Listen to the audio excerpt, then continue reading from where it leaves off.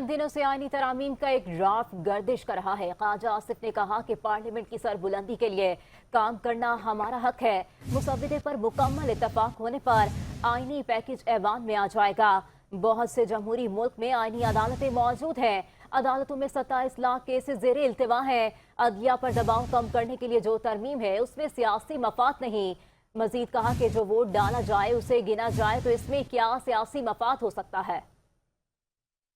کا طے پایا۔ جناب اسپیکر، میں نے آپ کو اس ہاؤس کی خدمت میں جو کرکس ہے اس ڈرافٹ کا وہ آپ کے سامنے رکھا ہے۔ اس کو کوئی فائنل شیپ نہیں دی گئی تھی جب تک کابینہ میں یہ پاس نہ ہوتا۔ اس میں کسی کا کوئی پولیٹیکل انٹرسٹ نہیں ہے کہ عدالتوں میں جو کیس جو ہیں نپٹائے جائیں۔ 26-27 لاکھ جو ہے ایک پروسیس ججز کی اپوائنٹمنٹ کا طے پایا۔ جناب اسپیکر، اس کے بارے میں جو نیگوشیشنز ہوئیں، ہم چاہتے ہیں کہ بیلنس جو ہے وہ جو وقار اور عزت پارلیمنٹ کی ڈیمانڈ کرتی ہے اس حساب سے اس میں بیلنس ہونا چاہیے۔ یہ انشاءاللہ تعالی ہماری کوشش ہوگی، ہمارا مقصد ہے، ہمارا نصب العین ہے کہ ہم آئین کو اس شیپ میں واپس